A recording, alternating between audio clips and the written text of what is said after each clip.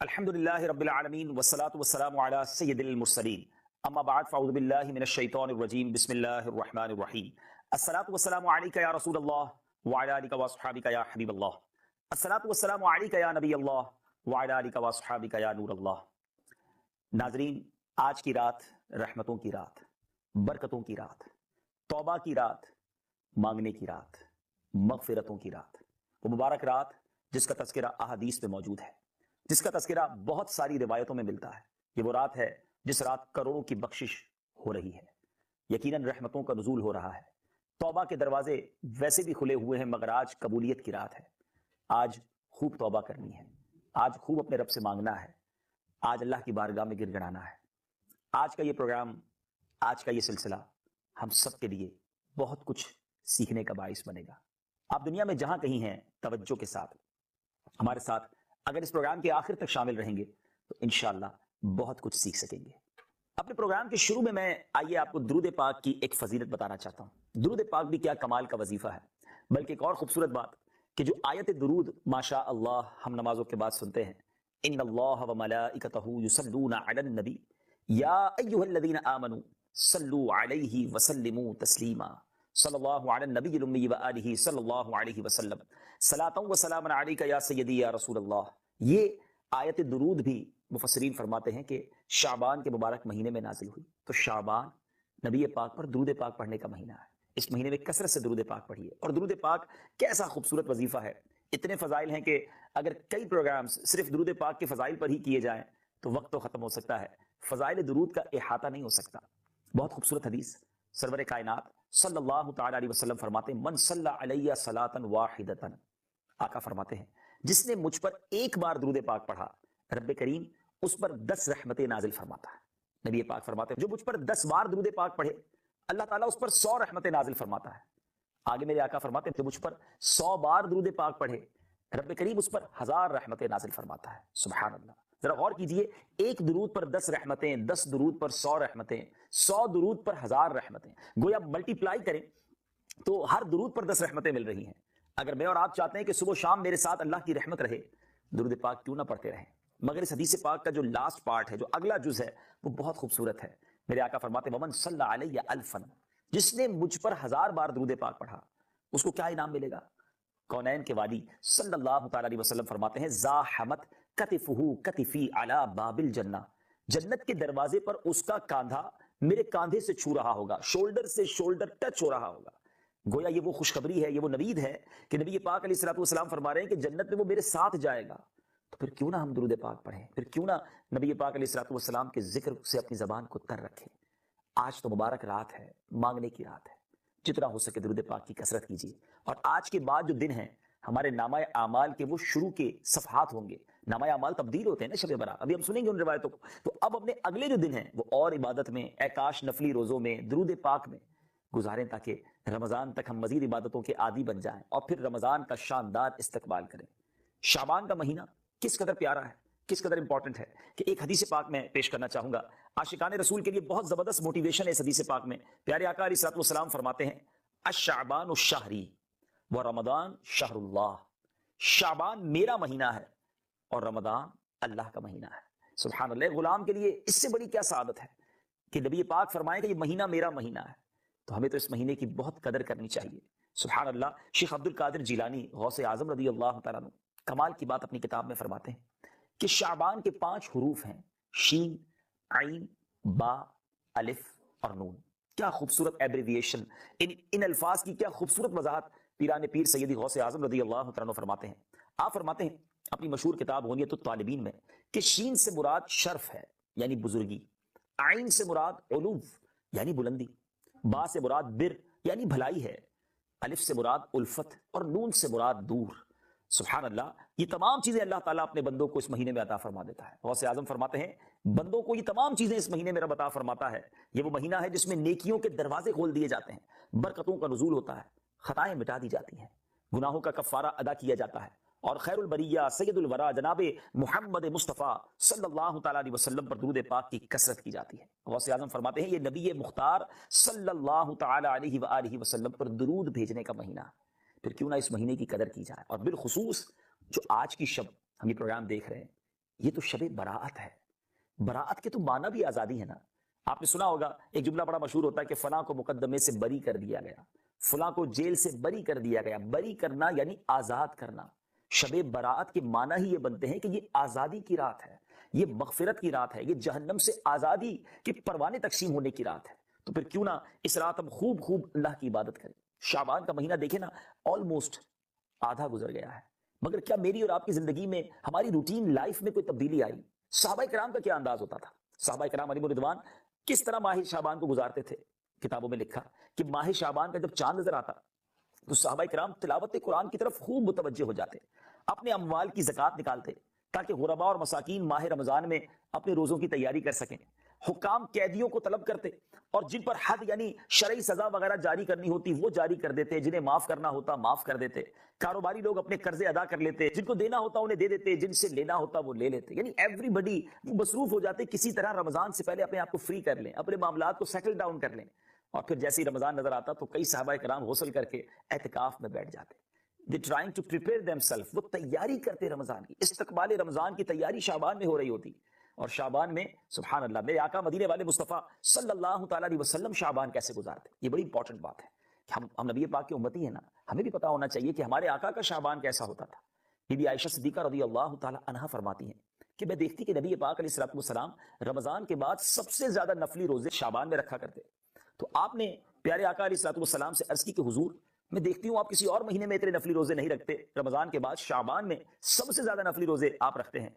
تو نبی پاک علیہ السلام نے کیا ارشاد فرمایا؟ میرے آقا علیہ السلام نے فرمایا رجب اور رمضان کے بیچ میں یہ مہینہ ہے، لوگ اس سے غافل ہیں، اس میں لوگوں کے اعمال اللہ رب العالمین کی طرف اٹھائے جاتے ہیں، اور مجھے یہ محبوب ہے کہ میرا عمل اس حال میں اٹھایا جائے کہ میں روزہ دار ہوں. اب ذرا غور کیجئے ناظرین، یہ بڑی اہم بات ہے کہ نبی پاک صلی اللہ تعالیٰ علیہ وسلم وہ عظیم ہستی ہیں کہ جن کے صدقے ہماری مغفرت ہونی ہے، مگر ان کا یہ عالم تھا، خوف خدا کا عالم یہ تھا کہ میرے نامہ اعمال اللہ کی بارگاہ میں پیش ہوں تو میں روزے سے ہوں. کیا ہمیں یہ فکر ہے؟ جی ہاں، آج کی رات اعمال نامے بارگاہ الہی میں پیش ہونے کی رات ہے.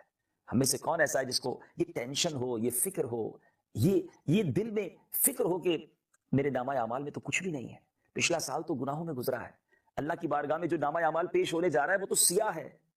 کیا ہم میں سے کسی نے رو رو کر اپنے رب کو راضی کرنے کی فکر کی؟ کیا آج توبہ کر کے اللہ کی بارگاہ میں یہ التجا کرنے کی فکر کی کہ مالک جو نامہ اعمال تیرے دربار میں پیش ہو رہا ہے وہ خالی ہے، گناہ ہی گناہ ہے، نیکیاں نہیں ہیں، نیکیاں ہیں بھی تو اس میں اخلاص نہیں ہے. کاش یہ فکر نصیب ہو جائے. سورۃ الفاتحہ. سورہ فاتحہ کا تعارف، مقام نزول. اکثر علماء کے نزدیک سورہ فاتحہ مکہ مکرمہ میں نازل ہوئی ہے. امام مجاہد رحمۃ اللہ تعالی علیہ فرماتے ہیں سورہ فاتحہ مدینہ منورہ میں نازل ہوئی ہے، اور ایک قول یہ ہے کہ سورہ فاتحہ 2 مرتبہ نازل ہوئی، ایک مرتبہ مکہ مکرمہ میں اور دوسری مرتبہ مدینہ منورہ میں نازل ہوئی ہے. آیات، کلمات اور حروف کی تعداد، اس صورت میں ایک رکوع، 7 آیتیں، 27 کلمے اور 140 حروف ہیں. سورہ فاتحہ کے اسماء اور ان کی وجہ تسمیہ. اس سورت کے متعدد نام ہیں اور ناموں کا زیادہ ہونا اس کی فضیلت اور شرف کی دلیل ہے. اس کے مشہور 15 نام یہ ہیں. نمبر 1، سورہ فاتحہ. سورہ فاتحہ سے قرآن پاک کی تلاوت شروع کی جاتی ہے اور اسی سورت سے قرآن پاک لکھنے کی ابتدا کی جاتی ہے، اس لیے اسے فاتحۃ الکتاب یعنی کتاب کی ابتدا کرنے والی کہتے ہیں. نمبر 2، اس سورت کی ابتدا الحمدللہ سے ہوئی، اس مناسبت سے اسے سورۃ الحمد یعنی وہ سورت جس میں اللہ تعالیٰ کی حمد بیان کی گئی ہے کہتے ہیں. نمبر 3 اور 4، سورہ فاتحہ قرآن پاک کی اصل ہے، اس بنا پر اسے ام القرآن اور ام الکتاب کہتے ہیں. نمبر 5، یہ سورت نماز کی ہر رکعت میں پڑھی جاتی ہے، یا یہ سورت 2 مرتبہ نازل ہوئی ہے، اس وجہ سے اسے السبع المثانی یعنی بار بار پڑھی جانے والی یا ایک سے زائد مرتبہ نازل ہونے والی 7 آیتیں کہا جاتا ہے. نمبر 6، 7 اور 8، دین کے بنیادی امور کا جامع ہونے کی وجہ سے سورہ فاتحہ کو سورۃ الکنز، سورۃ الوافیہ اور سورۃ الکافیہ کہتے ہیں. نمبر 9 اور 10، شفا کا باعث ہونے کی وجہ سے اسے سورۃ الشفا اور سورۃ الشافیہ کہتے ہیں. نمبر 11، 12، 13، 14 اور 15، دعا پر مشتمل ہونے کی وجہ سے اسے سورۃ الدعاء، سورۃ تعلیم المسئلہ، سورۃ السوال، سورۃ المناجات اور سورۃ التفویض بھی کہا جاتا ہے. سورہ فاتحہ کے فضائل. احادیث میں سورت کے بہت سے فضائل بیان کیے گئے، ان میں سے 4 فضائل بیان کرتا ہوں. نمبر 1، بخاری شریف کی حدیث ہے، حضرت ابو سعید بن معلا رضی اللہ تعالیٰ عنہ فرماتے ہیں میں نماز پڑھ رہا تھا تو مجھے نبی کریم صلی اللہ تعالیٰ علیہ وسلم نے بلایا، لیکن میں نے جواب نہ دیا۔ جب نماز سے فارغ ہو کر بارگاہ رسالت صلی اللہ تعالیٰ علیہ وسلم میں حاضر ہوا، میں نے عرض کی یا رسول اللہ صلی اللہ تعالیٰ علیہ وسلم میں نماز پڑھ رہا تھا۔ تاجدار رسالت صلی اللہ تعالیٰ علیہ وسلم نے ارشاد فرمایا کیا اللہ تعالیٰ نے یہ نہیں فرمایا استجیبوا للہ وللرسول اذا دعاکم، اللہ اور اس کے رسول کی بارگاہ میں حاضر ہو جاؤ جب وہ تمہیں بلائیں۔ پھر ارشاد فرمایا کیا میں تمہیں تمہارے مسجد سے نکلنے سے پہلے قرآن کریم کی سب سے عظیم سورت نہ سکھاؤں؟ پھر آپ علیہ الصلوۃ والسلام نے میرا ہاتھ پکڑ لیا۔ جب ہم نے نکلنے کا ارادہ کیا تو میں نے عرض کیا یا رسول اللہ صلی اللہ تعالیٰ علیہ وسلم، آپ نے فرمایا تھا کہ میں ضرور تمہیں قرآن مجید کی سب سے عظمت والی سورت سکھاؤں گا۔ ارشاد فرمایا وہ سورت الحمدللہ رب العالمین ہے، یہی سبا مسانی اور قرآن عظیم ہے جو مجھے عطا فرمائی گئی۔ نمبر 2، مسلم شریف کی حدیث ہے، حضرت عبداللہ ابن عباس رضی اللہ تعالیٰ عنہما فرماتے ہیں ایک فرشتہ آسمان سے نازل ہوا اور اس نے سید المرسلین صلی اللہ تعالیٰ علیہ وسلم کی بارگاہ میں سلام پیش کر کے عرض کی یا رسول اللہ صلی اللہ تعالیٰ علیہ وسلم، آپ کو ان 2 نوروں کی بشارت ہو جو آپ کے علاوہ اور کسی نبی کو عطا نہیں کیے گئے، اور وہ 2 نور یہ ہیں، نمبر 1 سورہ فاتحہ، نمبر 2 سورہ بقرہ کی آخری آیتیں۔ نمبر 3 حضرت ابی بن کعب رضی اللہ تعالیٰ عنہ سے روایت ہے، حضور پر نور صلی اللہ تعالیٰ علیہ وسلم نے ارشاد فرمایا اللہ تعالیٰ نے تورات اور انجیل میں ام القرآن کی مثل کوئی صورت نازل نہیں فرمائی۔ نمبر 4 حضرت عبد الملک بن عمیر رضی اللہ تعالیٰ عنہ سے روایت ہے، نبی کریم صلی اللہ تعالیٰ علیہ وسلم نے ارشاد فرمایا سورہ فاتحہ ہر مرض کے لیے شفا ہے۔ سورہ فاتحہ کے مضامین، اس صورت میں یہ مضامین بیان کیے گئے ہیں۔ نمبر 1 اس صورت میں اللہ تعالیٰ کی حمد و ثنا کا بیان ہے۔ نمبر 2 اللہ تعالیٰ کے رب ہونے، اس کے رحمان اور رحیم ہونے، نیز مخلوق کے مرنے کے بعد دوبارہ زندہ کیے جانے اور قیامت کے دن ان کے اعمال کی جزا ملنے کا ذکر ہے۔ نمبر 3 صرف اللہ تعالیٰ کی عبادت کا مستحق ہونے اور اس کے حقیقی مددگار ہونے کا تذکرہ ہے۔ نمبر 4 دعا کے آداب کا بیان اور اللہ تعالیٰ سے دین حق اور صراط مستقیم کی طرف ہدایت ملنے، نیک لوگوں کے حال سے موافقت اور گمراہوں سے اجتناب کی دعا مانگنے کی تعلیم ہے۔ یہ چند وہ چیزیں بیان کی گئی ہیں جن کا سورہ فاتحہ میں تفصیلی ذکر ہے، البتہ اجمالی طور پر اس صورت میں بے شمار چیزوں کا بیان ہے۔ امیر المومنین حضرت علی المرتضیٰ کرم اللہ تعالی وجہہ الکریم فرماتے ہیں اگر میں چاہوں تو سورہ فاتحہ کی تفسیر سے 70 اونٹ بھروا دوں۔ اعلیٰ حضرت امام احمد رضا خان علیہ رحمت الرحمان حضرت علی المرتضیٰ کرم اللہ تعالی وجہہ الکریم کا یہ قول نقل کرنے کے بعد فرماتے ہیں ایک اونٹ کئے یعنی کتنے ہی من کا بوجھ اٹھاتا ہے، اور ہر من میں کئے یعنی کتنے ہزار اجزاء ہوتے ہیں، ان کا حساب لگایا جائے تو یہ حساب سے تقریباً 25 لاکھ جز بنتے ہیں۔ یہ فقط سورہ فاتحہ کی تفسیر ہے۔ سورہ فاتحہ سے متعلق شرعی مسائل۔ نمبر 1 نماز میں سورہ فاتحہ پڑھنا واجب ہے۔ امام اور تنہا نماز پڑھنے والا اپنی زبان سے سورہ فاتحہ پڑھے گا جبکہ مقتدی امام کے پیچھے خاموش رہے گا، اور جہری نماز میں اس کی قراءت بھی سنے گا، اور اس کا یہی عمل پڑھنے کے حکم میں ہے۔ اللہ تعالیٰ نے قرآن پاک میں تلاوت کے وقت مقتدی کو خاموش رہنے اور قراءت سننے کا حکم دیتے ہوئے ارشاد فرمایا وَإِذَا قُرِئَ الْقُرْآنُ فَاسْتَمِعُوا لَهُ وَأَنصِتُوا لَعَلَّكُمْ تُرْحَمُونَ۔ ترجمہ، اور جب قرآن پڑھا جائے تو اسے غور سے سنو اور خاموش رہو تاکہ تم پر رحم کیا جائے۔ اور حضرت ابو موسیٰ اشعری رضی اللہ تعالیٰ عنہ سے روایت ہے، حضور اقدس صلی اللہ تعالیٰ علیہ وسلم نے ارشاد فرمایا جب امام قراءت کرے تو تم خاموش رہو۔ ابن ماجہ کی ایک اور حدیث ہے، حضرت جابر بن عبداللہ رضی اللہ تعالیٰ عنہ سے روایت ہے، نبی کریم صلی اللہ تعالیٰ علیہ وسلم نے ارشاد فرمایا جس شخص کا کوئی امام ہو تو امام کا پڑھنا ہی مقتدی کا پڑھنا ہے۔ ان کے علاوہ اور بہت سی احادیث میں امام کے پیچھے مقتدی کے خاموش رہنے کے بارے میں بیان کیا گیا ہے۔ امام اعظم کا مناظرہ۔ امام فخر الدین رازی رحمۃ اللہ تعالی علیہ فرماتے ہیں مدینہ منورہ کے چند علماء امام ابو حنیفہ رضی اللہ تعالیٰ عنہ کے پاس اس غرض سے آئے کہ وہ امام کے پیچھے مقتدی کی قراءت کرنے کے معاملے میں ان سے مناظرہ کریں۔ امام ابو حنیفہ رضی اللہ تعالیٰ عنہ نے ان سے فرمایا سب سے مناظرہ کرنا میرے لیے ممکن نہیں، آپ ایسا کریں کہ مناظرے کا معاملہ اس کے سپرد کر دیں جو آپ سب سے زیادہ علم والا ہے تاکہ میں اس کے ساتھ مناظرہ کروں۔ انہوں نے ایک عالم کی طرف اشارہ کیا تو امام ابو حنیفہ رضی اللہ تعالیٰ عنہ نے فرمایا کیا یہ تم سب سے زیادہ علم والا ہے؟ انہوں نے جواب دیا ہاں۔ امام ابو حنیفہ رضی اللہ تعالیٰ عنہ نے فرمایا کیا میرا اس کے ساتھ مناظرہ کرنا تم سب کے ساتھ مناظرہ کرنے کی طرح ہے؟ انہوں نے کہا ہاں۔ امام ابو حنیفہ رضی اللہ تعالیٰ عنہ نے فرمایا اس کے خلاف جو دلیل قائم ہوگی وہ گویا کہ تمہارے خلاف قائم ہوگی؟ انہوں نے جواب دیا ہاں۔ امام ابو حنیفہ رضی اللہ تعالیٰ عنہ نے فرمایا اگر میں اس کے ساتھ مناظرہ کروں اور دلیل میں اس پر غالب آ جاؤں تو وہ دلیل تم پر بھی لازم ہوگی؟ انہوں نے کہا ہاں۔ امام ابو حنیفہ رضی اللہ تعالیٰ عنہ نے دریافت کیا وہ دلیل تم پر کیسے لازم ہوگی؟ انہوں نے جواب دیا اس لیے کہ ہم اسے اپنا امام بنانے پر راضی ہیں تو اس کی بات ہماری بات ہوگی۔ امام ابو حنیفہ رضی اللہ تعالیٰ عنہ نے فرمایا ہم بھی تو یہی کہتے ہیں کہ جب ہم نے ایک شخص کو نماز میں اپنا امام مان لیا تو اس کا قراءت کرنا ہمارا قراءت کرنا ہے اور وہ ہماری طرف سے نائب ہے۔ امام ابو حنیفہ رضی اللہ تعالی عنہ کی یہ بات سن کر سب نے اقرار کر لیا کہ امام کے پیچھے مقتدی قراءت نہیں کرے گا۔ نمبر 2، نماز جنازہ میں خاص دعا یاد نہ ہو تو دعا کی نیت سے سورہ فاتحہ پڑھنا جائز ہے، جبکہ قراءت کی نیت سے پڑھنا جائز نہیں۔ بسم اللہ الرحمن الرحیم۔ ترجمہ: اللہ کے نام سے شروع جو نہایت مہربان رحمت والا ہے۔ بسم اللہ، اللہ کے نام سے شروع۔ تفسیر صراط الجنان میں اس کی تفسیر کچھ اس طرح ہے۔ علامہ احمد صابی رحمۃ اللہ تعالی علیہ فرماتے ہیں قرآن مجید کی ابتدا بسم اللہ سے اس لیے کی گئی تاکہ اللہ تعالیٰ کے بندے اس کی پیروی کرتے ہوئے ہر اچھے کام کی ابتدا بسم اللہ سے کریں، اور حدیث پاک میں بھی اچھے اور اہم کام کی ابتدا بسم اللہ سے کرنے کی ترغیب دی گئی ہے۔ چنانچہ حضرت ابو ہریرہ رضی اللہ تعالی عنہ سے روایت ہے، حضور پر نور صلی اللہ تعالی علیہ وسلم نے ارشاد فرمایا، جس اہم کام کی ابتدا بسم اللہ الرحمن الرحیم سے نہ کی گئی تو وہ ادھورا رہ جاتا ہے۔ لہٰذا تمام مسلمانوں کو چاہیے کہ وہ ہر نیک اور جائز کام کی ابتدا بسم اللہ الرحمن الرحیم سے کریں، اس کی بہت برکت ہے۔ الرحمن الرحیم، جو بہت مہربان رحمت والا ہے۔ امام فخر الدین رازی رحمۃ اللہ تعالی علیہ فرماتے ہیں اللہ تعالیٰ نے اپنی ذات کو رحمان اور رحیم فرمایا تو یہ اس کی شان سے بعید ہے کہ وہ رحم نہ فرمائے۔ مروی ہے کہ ایک سائل نے بلند دروازے کے پاس کھڑے ہو کر کچھ مانگا تو اسے تھوڑا سا دے دیا گیا۔ دوسرے دن وہ ایک کلاڑا لے کر آیا اور دروازے کو توڑنا شروع کر دیا۔ اس سے کہا گیا کہ تو ایسا کیوں کر رہا ہے؟ اس نے جواب دیا، تو دروازے کو اپنی عطا کے لائق کر یا اپنی عطا کو دروازے کے لائق بنا۔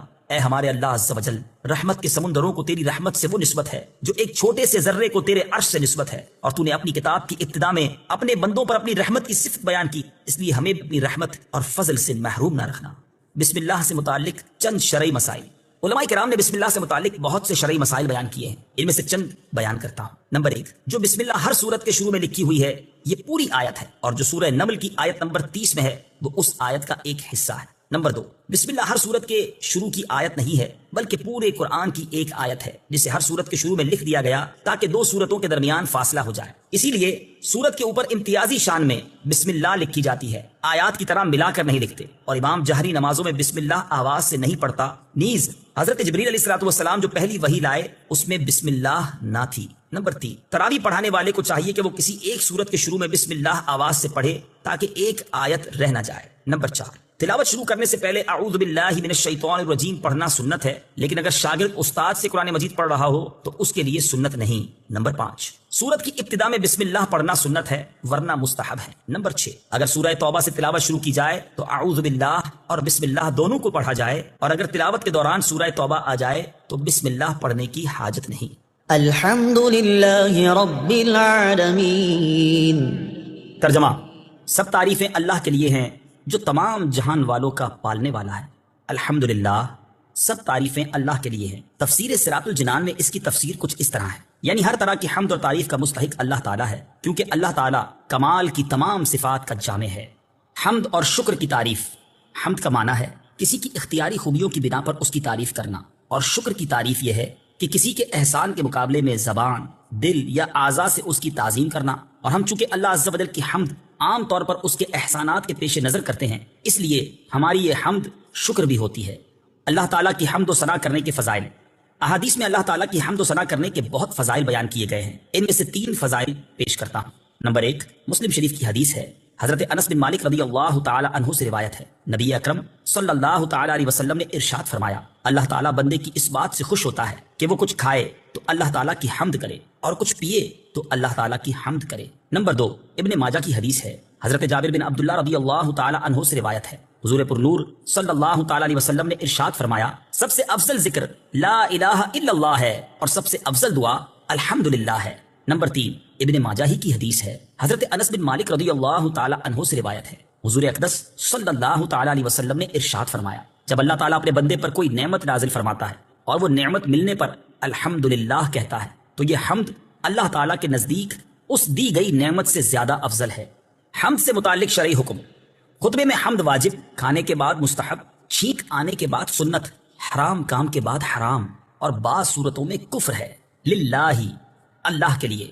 اللہ اس ذات اعلیٰ کا عظمت والا نام ہے جو تمام کمال والی صفتوں کی جامع ہے، اور بعض مفسرین نے اس لفظ کے معنی بھی بیان کیے، جیسے اس کا ایک معنی ہے عبادت کا مستحق، دوسرا معنی ہے وہ ذات جس کی معرفت میں عقل حیران ہے، تیسرا معنی ہے وہ ذات جس کی بارگاہ میں سکون حاصل ہوتا ہے، اور چوتھا معنی ہے وہ ذات کہ مصیبت کے وقت جس کی پناہ تلاش کی جائے، رب العالمین جو سارے جہان والوں کا مالک ہے۔ تفسیر صراط الجنان میں اس کی تفسیر کچھ اس طرح ہے۔ لفظ رب کے کئی معنی ہیں، جیسے سید، مالک، معبود، ثابت، مصلح اور بتدریج مرتبہ کمال تک پہنچانے والا، اور اللہ تعالیٰ کے علاوہ ہر موجود چیز کو عالم کہتے ہیں، اور اس میں تمام مخلوقات داخل ہیں۔ الرحمن الرحیم۔ ترجمہ: بہت مہربان، رحمت والا۔ الرحمن، بہت مہربان۔ تفسیر صراط الجنان میں اس کی تفسیر کچھ اس طرح ہے۔ رحمان اور رحیم اللہ تعالیٰ کے دو صفاتی نام ہیں۔ رحمان کا معنی ہے نعمتیں عطا کرنے والی وہ ذات جو بہت زیادہ رحمت فرمائے، اور رحیم کا معنی ہے بہت رحمت فرمانے والا۔ یاد رہے کہ حقیقی طور پر نعمت عطا فرمانے والی ذات اللہ تعالیٰ کی ہے، کہ وہی تنہا ذات ہے جو اپنی رحمت کا بدلہ طلب نہیں فرماتی۔ ہر چھوٹی بڑی، ظاہری، باطنی، جسمانی، روحانی، دنیاوی اور اخروی نعمت اللہ تعالیٰ ہی عطا فرماتا ہے، اور دنیا میں جس شخص تک جو نعمت پہنچتی ہے وہ اللہ تعالیٰ کی رحمت ہی سے ہے، کیونکہ کسی کے دل میں رحم کا جذبہ پیدا کرنا، رحم کرنے پر قدرت دینا، نعمت کو وجود میں لانا، دوسرے کا اس نعمت سے فائدہ اٹھانا، اور فائدہ اٹھانے کے لیے اعضاء کی سلامتی عطا کرنا، یہ سب اللہ تعالیٰ کی طرف سے ہی ہے۔ اللہ تعالیٰ کی وسیع رحمت دیکھ کر گناہوں پر بے باک نہیں ہونا چاہیے۔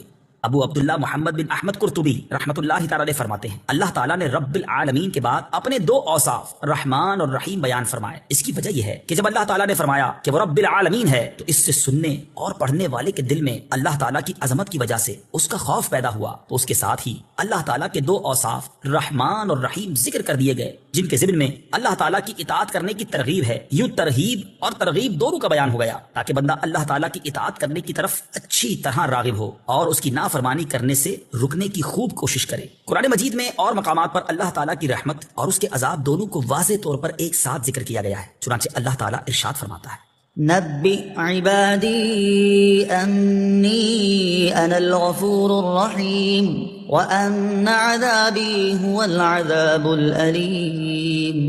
ترجمہ: میرے بندوں کو خبر دو کہ بے شک میں ہی بخشنے والا مہربان ہوں، اور بے شک میرا ہی عذاب دردناک عذاب ہے۔ اور ارشاد فرمایا، غافر الذنب وقابل التوب شدید العقاب ذی الطول لا الہ الا هو الیہ المصیر۔ ترجمہ: گناہ بخشنے والا اور توبہ قبول کرنے والا، سخت عذاب دینے والا، بڑے انعام عطا فرمانے والا ہے، اس کے سوا کوئی معبود نہیں، اسی کی طرف پھرنا ہے۔ نیز حضرت ابو ہریرہ رضی اللہ تعالی عنہ سے روایت ہے، رسول اللہ صلی اللہ تعالی علیہ وسلم نے ارشاد فرمایا، اگر مومن جان لیتا کہ اللہ تعالیٰ کے پاس کتنا عذاب ہے تو کوئی بھی اس کی جنت کی امید نہ رکھتا، اور اگر کافر جان لیتا کہ اللہ تعالیٰ کے پاس کتنی رحمت ہے تو اس کی جنت سے کوئی نا امید نہ ہوتا۔ لہٰذا ہر مسلمان کو چاہیے کہ وہ امید اور خوف کے درمیان رہے، اور اللہ تعالیٰ کی رحمت کی وسعت دیکھ کر گناہوں پر بے باک نہ ہو، اور نہ ہی اللہ تعالیٰ کے عذاب کی شدت دیکھ کر اس کی رحمت سے مایوس ہو۔ کسی کو رحمان اور رحیم کہنے کے بارے میں شرعی حکم، اللہ تعالیٰ کے علاوہ کسی اور کو رحمان کہنا جائز نہیں، جبکہ رحیم کہا جا سکتا ہے، جیسے قرآن مجید میں اللہ تعالیٰ نے اپنے حبیب صلی اللہ تعالیٰ علیہ وسلم کو بھی رحیم فرمایا ہے۔ چنانچہ ارشاد باری تعالیٰ ہے، لقد جاءكم رسول من أنفسكم عزيز عليه ما عنتم حريص عليكم بالمؤمنين رؤوف رحيم۔ ترجمہ: بے شک تمہارے پاس تم میں سے وہ عظیم رسول تشریف لے آئے جن پر تمہارا مشقت میں پڑنا بہت بھاری گزرتا ہے، وہ تمہاری بھلائی کے نہایت چاہنے والے، مسلمانوں پر بہت مہربان، رحمت فرمانے والے ہیں۔ مالک یوم الدین۔ ترجمہ: جزا کے دن کا مالک، مالک یوم الدین، جزا کے دن کا مالک۔ تفسیر صراط الجنان میں اس کی تفسیر کچھ اس طرح ہے، جزا کے دن سے مراد قیامت کا دن ہے، کہ اس دن نیک اعمال کرنے والے مسلمانوں کو ثواب ملے گا اور گناہ گاروں اور کافروں کو سزا ملے گی، جبکہ مالک اسے کہتے ہیں جو اپنی ملکیت میں موجود چیزوں میں جیسے چاہے تصرف کرے۔ اللہ تعالیٰ اگرچہ دنیا اور آخرت دونوں کا مالک ہے، لیکن یہاں قیامت کے دن کو بطور خاص اس لیے ذکر کیا تاکہ اس دن کی اہمیت دل میں بیٹھے۔ نیز دنیا کے مقابلے میں آخرت میں اللہ تعالیٰ کے مالک ہونے کا ظہور زیادہ ہوگا، کیونکہ اس دن کسی کے پاس ظاہری سلطنت بھی نہ ہوگی جو اللہ تعالیٰ نے دنیا میں لوگوں کو عطا فرمائی تھی۔ اس لیے یہاں خاص طور پر قیامت کے دن کی ملکیت کا ذکر کیا گیا۔ ایاک نعبد و ایاک نستعین۔ ترجمہ: ہم تیری ہی عبادت کرتے ہیں اور تجھ ہی سے مدد چاہتے ہیں۔ ایاک نعبد و ایاک نستعین، ہم تیری ہی عبادت کرتے ہیں اور تجھ ہی سے مدد چاہتے ہیں۔ تفسیر صراط الجنان میں اس کی تفسیر کچھ اس طرح ہے، اس سے پہلی آیات میں بیان ہوا کہ ہر طرح کی حمد و ثنا کا حقیقی مستحق اللہ تعالیٰ ہے، جو کہ سب جہانوں کا پالنے والا، بہت مہربان اور رحم فرمانے والا ہے۔ اور اس آیت سے بندوں کو سکھایا جا رہا ہے کہ اللہ تعالیٰ کی بارگاہ میں اپنی بندگی کا اظہار یوں کرو کہ اے اللہ عز و جل، ہم صرف تیری ہی عبادت کرتے ہیں، کیونکہ عبادت کا مستحق صرف تو ہی ہے اور تیرے علاوہ اور کوئی اس لائق ہی نہیں کہ اس کی عبادت کی جا سکے، اور حقیقی مدد کرنے والا بھی تو ہی ہے۔ تیری اجازت و مرضی کے بغیر کوئی کسی کی کسی قسم کی ظاہری، باطنی، جسمانی، روحانی، چھوٹی بڑی کوئی مدد نہیں کر سکتا۔ عبادت اور تعظیم میں فرق۔ عبادت کا مفہوم بہت واضح ہے، سمجھنے کے لیے اتنا ہی کافی ہے کہ کسی کو عبادت کے لائق سمجھتے ہوئے اس کی کسی قسم کی تعظیم کرنا عبادت کہلاتا ہے، اور اگر عبادت کے لائق نہ سمجھیں تو وہ محض تعظیم ہوگی، عبادت نہیں کہلائے گی۔ جیسے نماز میں ہاتھ باندھ کر کھڑا ہونا عبادت ہے، لیکن یہی نماز کی طرح ہاتھ باندھ کر کھڑا ہونا استاد، پیر یا ماں باپ کے لیے ہو تو محض تعظیم ہے، عبادت نہیں۔ اور دونوں میں فرق وہی ہے جو ابھی بیان کیا گیا ہے۔ آیت ایاک نعبد سے معلوم ہونے والی اہم باتیں۔ آیت میں جمع کے صیغے ہیں، جیسے ہم تیری ہی عبادت کرتے ہیں، اس سے معلوم ہوا کہ نماز جماعت کے ساتھ ادا کرنی چاہیے، اور دوسروں کو بھی عبادت کرنے میں شریک کرنے کا فائدہ یہ ہے کہ گناہ گاروں کی عبادتیں اللہ تعالیٰ کی بارگاہ کے محبوب اور مقبول بندوں کی عبادتوں کے ساتھ جمع ہو کر قبولیت کا درجہ پا لیتی ہیں۔ نیز یہ بھی معلوم ہوا کہ اللہ تعالیٰ کی بارگاہ میں اپنی حاجت عرض کرنے سے پہلے اپنی بندگی کا اظہار کرنا چاہیے۔ امام عبداللہ بن احمد نصفی رحمۃ اللہ تعالی علیہ فرماتے ہیں، عبادت کو مدد طلب کرنے سے پہلے ذکر کیا گیا کیونکہ حاجت طلب کرنے سے پہلے اللہ تعالیٰ کی بارگاہ میں وسیلہ پیش کرنا قبولیت کے زیادہ قریب ہے۔ اللہ تعالیٰ کی بارگاہ میں وسیلہ پیش کرنے کی برکت۔ ہر مسلمان کو چاہیے کہ وہ اللہ تعالیٰ کی بارگاہ میں کسی کا وسیلہ پیش کر کے اپنی حاجات کے لیے دعا کیا کرے، تاکہ اس وسیلے کے صدقے دعا جلد مقبول ہو جائے۔ اور اللہ تعالیٰ کی بارگاہ میں وسیلہ پیش کرنا قرآن و حدیث سے ثابت ہے۔ چنانچہ وسیلے کے بارے میں اللہ تعالیٰ ارشاد فرماتا ہے، يا أيها الذين آمنوا اتقوا الله وابتغوا إليه الوسيلة۔ ترجمہ، اے ایمان والو، اللہ سے ڈرو اور اس کی طرف وسیلہ ڈھونڈو۔ اور سنن ابن ماجہ میں ہے کہ ایک نابینا صحابی بارگاہ رسالت صلی اللہ تعالیٰ علیہ وسلم میں حاضر ہو کر دعا کے طالب ہوئے، تو آپ صلی اللہ تعالیٰ علیہ وسلم نے انہیں اس طرح دعا مانگنے کا حکم دیا، اللهم إني أسألك وأتوجه إليك بمحمد نبي الرحمة يا محمد إني قد توجهت بك إلى ربي في حاجتي هذه لتقضى اللهم فشفعه في۔ اے اللہ عز و جل، میں تجھ سے سوال کرتا ہوں اور تیری طرف نبی رحمت حضرت محمد صلی اللہ تعالیٰ علیہ وسلم کے ساتھ متوجہ ہوتا ہوں۔ اے محمد صلی اللہ تعالیٰ علیہ وسلم، میں نے آپ صلی اللہ تعالیٰ علیہ وسلم کے وسیلے سے اپنے رب عز و جل کی طرف اپنی اس حاجت میں توجہ کی تاکہ میری حاجت پوری کر دی جائے۔ اے اللہ عز و جل، پس تو میرے لیے حضور صلی اللہ تعالیٰ علیہ وسلم کی شفاعت قبول فرما۔ حدیث پاک میں مذکور لفظ یا محمد سے متعلق ضروری وضاحت۔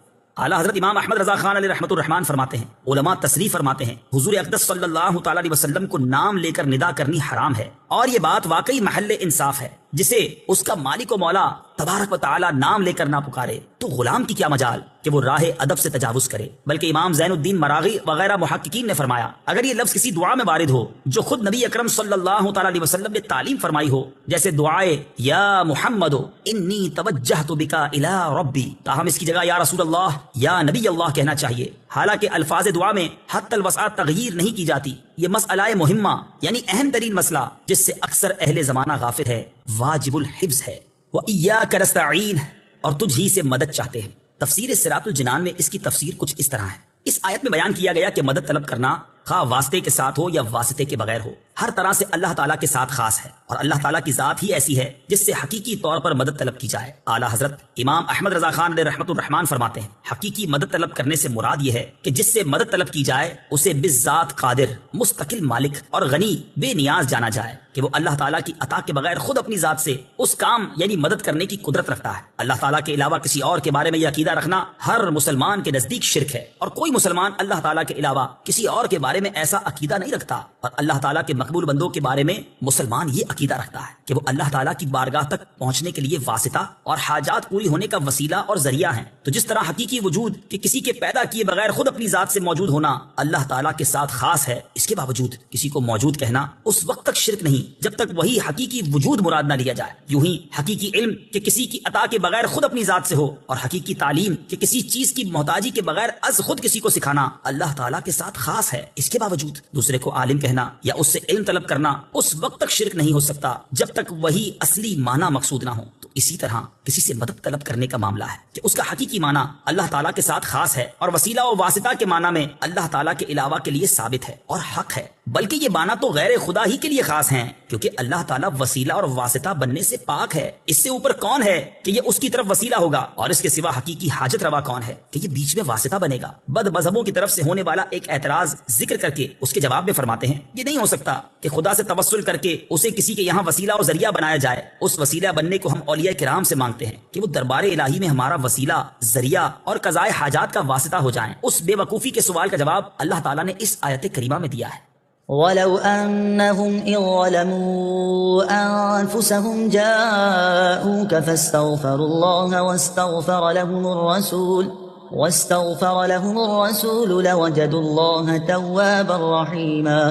ترجمہ، اور جب وہ اپنی جانوں پر ظلم یعنی گناہ کر کے تیرے پاس حاضر ہوں اور اللہ سے معافی چاہیں اور معافی مانگیں ان کے لیے رسول، تو بے شک اللہ کو توبہ قبول کرنے والا مہربان پائیں گے۔ کیا اللہ تعالیٰ اپنے آپ نہیں بخش سکتا تھا؟ پھر کیوں یہ فرمایا کہ اے نبی تیرے پاس حاضر ہوں اور تو اللہ سے ان کی بخشش چاہے تو یہ دولت و نعمت پائیں؟ یہی ہمارا مطلب ہے جو قرآن کی آیت صاف فرما رہی ہے۔ زیر تفسیر آیت کریمہ کے بارے میں مزید تفصیل جاننے کے لیے فتاوی رضویہ کی 21ویں جلد میں موجود اعلیٰ حضرت امام احمد رضا خان علیہ رحمت الرحمان کا رسالہ برکات الامداد لأہل الاستمداد، یعنی مدد طلب کرنے والوں کے لیے امداد کی برکتیں، اس کا مطالعہ فرمائیں۔ اللہ تعالیٰ کی عطا سے بندوں کا مدد کرنا اللہ تعالیٰ ہی کا مدد کرنا ہوتا ہے۔ یاد رہے کہ اللہ تعالیٰ اپنے بندوں کو دوسروں کی مدد کرنے کا اختیار دیتا ہے، اور اس اختیار کی بنا پر ان بندوں کا مدد کرنا اللہ تعالیٰ ہی کا مدد کرنا ہوتا ہے۔ جیسے غزوہ بدر میں فرشتوں نے آ کر صحابہ کرام رضی اللہ تعالیٰ عنہم کی مدد کی، لیکن اللہ تعالیٰ نے ارشاد فرمایا وَلَقَدْ نَصَرَكُمُ اللَّهُ بِبَدْرٍ وَأَنْتُمْ أَذِلَّةٌ۔ ترجمہ، اور بے شک اللہ نے بدر میں تمہاری مدد کی جب تم بالکل بے سر و سامان تھے۔ یہاں فرشتوں کی مدد کو اللہ تعالیٰ کی مدد کہا گیا، اس کی وجہ یہی ہے کہ فرشتوں کو مدد کرنے کا اختیار اللہ تعالیٰ کے دینے سے ہے، تو حقیقتاً یہ اللہ تعالیٰ ہی کی مدد ہوئی۔ یہی معاملہ انبیاء کرام علیہ الصلوۃ والسلام اور اولیاء اعظام رحمۃ اللہ تعالیٰ علیہم کا ہے کہ وہ اللہ عز و جل کی عطا سے مدد کرتے ہیں، اور حقیقتاً وہ مدد اللہ تعالیٰ کی ہوتی ہے۔ جیسے حضرت سلیمان علیہ نبینا علیہ الصلوۃ والسلام نے اپنے وزیر حضرت آصف بن برخیہ رضی اللہ تعالیٰ عنہ سے تخت لانے کا فرمایا، اور انہوں نے پلک جھپکنے میں تخت حاضر کر دیا۔ اس پر انہوں نے فرمایا ھذا من فضل ربی، یہ میرے رب کے فضل سے ہے۔ اور تاجدار رسالت صلی اللہ تعالیٰ علیہ وسلم کی سیرت مبارکہ میں مدد کرنے کی تو اتنی مثالیں موجود ہیں کہ اگر سب جمع کی جائیں تو ایک ضخیم کتاب مرتب ہو سکتی ہے۔ ان میں سے چند مثالیں یہ ہیں۔ نمبر 1 صحیح بخاری میں ہے، نبی کریم علیہ الصلوۃ والسلام نے تھوڑے سے کھانے سے پورے لشکر کو سیر کیا۔ نمبر 2 بخاری شریف ہی میں ہے، آپ صلی اللہ تعالیٰ علیہ وسلم نے دودھ کے ایک پیالے سے 70 صحابہ کو سیراب کر دیا۔ نمبر 3 یہ بھی بخاری شریف میں ہے، انگلیوں سے پانی کے چشمے جاری کر کے 1400 یا اس سے بھی زائد افراد کو سیراب کر دیا۔ نمبر 4 لعاب دہن سے بہت سے لوگوں کو شفا عطا فرمائی۔ اور یہ تمام مددیں چونکہ اللہ تعالیٰ کی عطا کردہ طاقت سے تھی، لہٰذا سب اللہ تعالیٰ کی ہی مددیں ہیں۔ اس بارے میں مزید تفصیل کے لیے فتاوی رضویہ کی 30ویں جلد میں موجود اعلیٰ حضرت امام اہل سنت مولانا شاہ امام احمد رضا خان علیہ رحمت الرحمان کے رسالے الامن والعلا لناعت المصطفیٰ بدافع البلا، یعنی نعت مصطفیٰ صلی اللہ تعالیٰ علیہ وسلم بیان کرنے والوں کے لیے انعامات کا مطالعہ فرمائیے۔ اهدنا الصراط المستقیم۔ ترجمہ، ہمیں سیدھے راستے پر چلا، اہدنا الصراط المستقیم، ہمیں سیدھے راستے پر چلا۔ تفسیر صراط الجنان میں اس کی تفسیر کچھ اس طرح ہے، اللہ تعالیٰ کی ذات و صفات کی معرفت کے بعد اس کی عبادت اور حقیقی مددگار ہونے کا ذکر کیا گیا، اور اب یہاں سے ایک دعا سکھائی جا رہی ہے کہ بندہ یوں عرض کرے، اے اللہ عز و جل، تو نے اپنی توفیق سے ہمیں سیدھا راستہ دکھا دیا، اب ہماری اس راستے کی طرف ہدایت میں اضافہ فرما اور ہمیں اس پر ثابت قدم رکھ۔ صراط مستقیم کا معنی، صراط مستقیم سے مراد عقائد کا سیدھا راستہ ہے جس پر تمام انبیاء کرام علیہ الصلوۃ والسلام چلے، یا اس سے مراد اسلام کا سیدھا راستہ ہے جس پر صحابہ کرام رضی اللہ تعالیٰ عنہم، بزرگان دین اور اولیاء اعظام رحمت اللہ تعالیٰ علیہم چلے، جیسا کہ اگلی آیت میں موجود بھی ہے۔ اور یہ راستہ اہل سنت کا ہے کہ آج تک اولیاء کرام صرف اسی مسلک اہل سنت میں گزرے ہیں، اور اللہ تعالیٰ نے انہی کے راستے پر چلنے اور انہی کے ساتھ ہونے کا فرمایا ہے۔ فرمان باری تعالیٰ ہے، يا أيها الذين آمنوا اتقوا الله وكونوا مع الصادقين۔ ترجمہ، اے ایمان والو، اللہ سے ڈرو اور سچوں کے ساتھ ہو جاؤ۔ ابن ماجہ کی حدیث ہے، حضرت انس رضی اللہ تعالیٰ عنہ سے روایت ہے، سید المرسلین صلی اللہ تعالیٰ علیہ وسلم نے ارشاد فرمایا، بے شک میری امت کبھی گمراہی پر جمع نہیں ہوگی اور جب تم لوگوں میں اختلاف دیکھو تو تم پر لازم ہے کہ سواد اعظم یعنی مسلمانوں کے بڑے گروہ کے ساتھ ہو جاؤ۔ ترمذی شریف کی حدیث ہے، حضرت عبداللہ بن عمر رضی اللہ تعالیٰ عنہما سے روایت ہے، نبی اکرم صلی اللہ تعالیٰ علیہ وسلم نے ارشاد فرمایا، بنی اسرائیل 72 فرقوں میں تقسیم ہو گئے تھے اور میری امت 73 فرقوں میں تقسیم ہو جائے گی، ان میں سے ایک کے علاوہ سب جہنم میں جائیں گے۔ صحابہ کرام نے عرض کی، یا رسول اللہ صلی اللہ تعالیٰ علیہ وسلم، نجات پانے والا فرقہ کون سا ہے؟ ارشاد فرمایا، وہ اس طریقے پر ہوگا جس پر میں اور میرے صحابہ ہیں۔ ہدایت حاصل کرنے کے ذرائع، یاد رہے کہ اللہ تعالیٰ نے ہدایت حاصل کرنے کے بہت سے ذرائع عطا فرمائے ہیں، ان میں سے چند یہ ہیں۔ نمبر 1، انسان کی ظاہری باطنی صلاحیتیں جنہیں استعمال کر کے وہ ہدایت حاصل کر سکتا ہے۔ نمبر 2، آسمانوں و زمینوں میں اللہ تعالیٰ کی قدرت و وحدانیت پر دلالت کرنے والی نشانیاں جن میں غور و فکر کر کے انسان ہدایت پا سکتا ہے۔ نمبر 3، اللہ تعالیٰ کی نازل کردہ کتابیں، ان میں سے تورات، انجیل اور زبور قرآن پاک نازل ہونے سے پہلے لوگوں کے لیے ہدایت کا باعث تھی، اور اب قرآن مجید لوگوں کے لیے ہدایت حاصل کرنے کا ذریعہ ہے۔ نمبر 4، اللہ تعالیٰ کے بھیجے ہوئے خاص بندے انبیاء کرام اور مرسلین اعظام علیہم الصلاۃ والسلام یہ اپنی اپنی قوموں کے لیے ہدایت حاصل کرنے کا ذریعہ تھے، اور ہمارے نبی حضرت محمد مصطفیٰ صلی اللہ تعالیٰ علیہ وسلم قیامت تک آنے والے تمام لوگوں کے لیے ہدایت کا ذریعہ ہیں۔ آیت اہدنا الصراط المستقیم سے معلوم ہونے والے احکام، اس آیت سے 3 باتیں معلوم ہوئیں۔ نمبر 1، ہر مسلمان کو اللہ تعالیٰ سے سیدھے راستے پر ثابت قدمی کی دعا مانگنی چاہیے، کیونکہ سیدھا راستہ منزل مقصود تک پہنچا دیتا ہے اور ٹیڑھا راستہ مقصود تک نہیں پہنچاتا۔ اللہ تعالیٰ ارشاد فرماتا ہے کہ عقل والے اس طرح دعا مانگتے ہیں، ربنا لا تزغ قلوبنا بعد إذ هديتنا وهب لنا من لدنك رحمة إنك أنت الوهاب۔ ترجمہ، اے ہمارے رب، تو نے ہمیں ہدایت عطا فرمائی ہے، اس کے بعد ہمارے دلوں کو ٹیڑھا نہ کر اور ہمیں اپنے پاس سے رحمت عطا فرما، بے شک تو بڑا عطا فرمانے والا ہے۔ ترمذی شریف کی حدیث ہے، حضرت انس رضی اللہ تعالیٰ عنہ فرماتے ہیں، حضور پر نور صلی اللہ تعالیٰ علیہ وسلم کثرت سے یہ دعا فرمایا کرتے تھے، یا مقلب القلوب ثبت قلبی علی دینک، اے دلوں کو پھیرنے والے میرے دل کو اپنے دین پر ثابت قدم رکھ۔ تو میں نے عرض کی، یا رسول اللہ صلی اللہ تعالیٰ علیہ وسلم، ہم آپ پر اور جو کچھ آپ لائے ہیں اس پر ایمان رکھتے ہیں، تو کیا آپ کو ہمارے بارے میں کوئی خوف ہے؟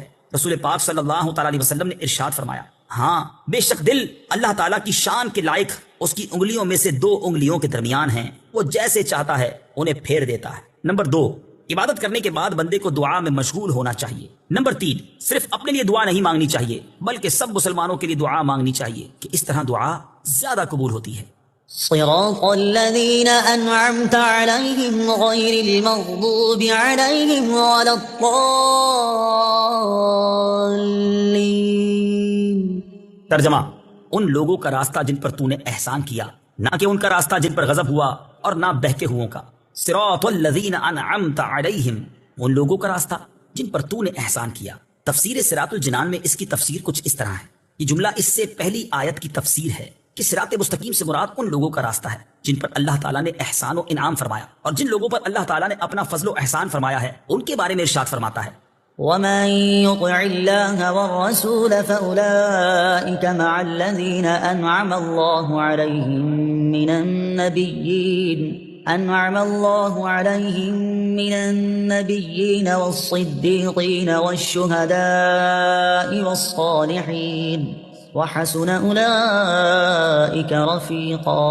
ترجمہ، اور جو اللہ اور رسول کی اطاعت کرے تو وہ ان لوگوں کے ساتھ ہوں گے جن پر اللہ نے فضل کیا، یعنی انبیاء اور صدیقین اور شہداء اور صالحین، اور یہ کتنے اچھے ساتھی ہیں۔ آیت صراط الذین انعمت علیہم سے معلوم ہونے والے مسائل، اس آیت سے 2 باتیں معلوم ہوئیں۔ نمبر 1، جن امور پر بزرگان دین کا عمل رہا وہ صراط مستقیم میں داخل ہے۔ نمبر 2، امام فخر الدین رازی رحمۃ اللہ تعالی فرماتے ہیں، بعض مفسرین نے فرمایا کہ اہدنا الصراط المستقیم کے بعد صراط الذین انعمت علیہم کو ذکر کرنا اس بات کی دلیل ہے کہ مرید ہدایت اور مکاشفہ کے مقامات تک اسی صورت پہنچ سکتا ہے جب وہ کسی ایسے پیر کامل کی پیروی کرے جو درست راستے کی طرف اس کی رہنمائی کرے، غلطیوں اور گمراہیوں کی جگہوں سے اسے بچائے، کیونکہ اکثر لوگوں پر نقص غالب ہے اور ان کی عقل حق کو سمجھنے، صحیح اور غلط میں امتیاز کرنے سے قاصر ہیں، تو ایک ایسے کامل شخص کا ہونا ضروری ہے جس کی ناقص شخص پیروی کرے، یہاں تک کہ اس کامل شخص کی عقل کے نور سے اس ناقص شخص کی عقل بھی مضبوط ہو جائے، تو اس صورت میں وہ سعادتوں کے درجات اور کمالات کی بلندیوں تک پہنچ سکتا ہے۔ غیر المغضوب علیہم ولا الضالین، نہ کہ ان کا راستہ جن پر غضب ہوا اور نہ بہکے ہوئوں کا۔ اس کی تفسیر صراط الجنان میں ہے جن پر اللہ تعالیٰ کا غضب ہوا ان سے مراد یہودی اور بہکے ہوئوں سے مراد عیسائی ہیں، جیسا کہ سنن ترمذی جلد 4 صفحہ 444 حدیث نمبر 2964 میں ہے۔ اور امام فخر الدین رازی رحمۃ اللہ تعالی علیہ نے یہ بھی لکھا ہے کہ جن پر غضب ہوا ان سے مراد بد عمل ہیں اور بہکے ہوئوں سے مراد بد عقیدہ لوگ ہیں۔ ہر مسلمان کو چاہیے کہ وہ عقائد، اعمال، سیرت، صورت ہر اعتبار سے یہودیوں، عیسائیوں اور تمام کفار سے الگ رہے، نہ ان کے طور طریقے اپنائے اور نہ ہی ان کے رسم و رواج اور فیشن اختیار کرے، اور ان کی دوستیوں اور صحبتوں سے دور رہتے ہوئے اپنے آپ کو قرآن و سنت کے سانچے میں ڈھالنے میں ہی اپنے لیے دونوں جہان کی سعادت تصور کرے۔ آیت ولضالین سے متعلق شرعی مسئلہ، بعض لوگ ولضالین کو ولضالین پڑھتے ہیں، ان کا ایسا کرنا حرام ہے۔ اعلیٰ حضرت امام احمد رضا خان علیہ الرحمۃ الرحمان فرماتے ہیں ضاد ظا ذال ذا سب حروف متباینہ متغائرہ یعنی ایک دوسرے سے جدا جدا حروف ہیں، ان میں سے کسی کو دوسرے سے تلاوت قرآن میں قصدن بدلنا، اس کی جگہ اسے پڑھنا، نماز میں ہو خواہ بیرون نماز، حرام قطعی و گناہ عظیم، افتراء علی اللہ و تحریف کتاب کریم ہے۔ اس مسئلے کے بارے میں دلائل کے ساتھ تفصیلی معلومات حاصل کرنے کے لیے فتاوی رضویہ کی 6 جلد میں موجود ان رسائل کا مطالعہ فرمائیں۔ نمبر 1، نعم الزاد لروم الضاد یعنی ضاد کی ادائیگی کا بہترین طریقہ۔ نمبر 2، الجام الصاد عن سنن الضاد ضاد کی ادائیگی کے غلط اور صحیح طریقوں کا بیان۔ آمین اس کا ایک معنی ہے اے اللہ عز و جل تو قبول فرما، دوسرا معنی ہے اے اللہ عز و جل تو ایسا ہی فرما۔ آمین سے متعلق شرعی مسائل۔ نمبر 1، یہ قرآن مجید کا کلمہ نہیں ہے۔ نمبر 2، نماز کے اندر اور نماز سے باہر جب بھی سورہ فاتحہ ختم کی جائے تو اس کے بعد آمین کہنا سنت ہے۔ نمبر 3، احناف کے نزدیک نماز میں آمین بلند آواز سے نہیں بلکہ آہستہ کہی جائے گی۔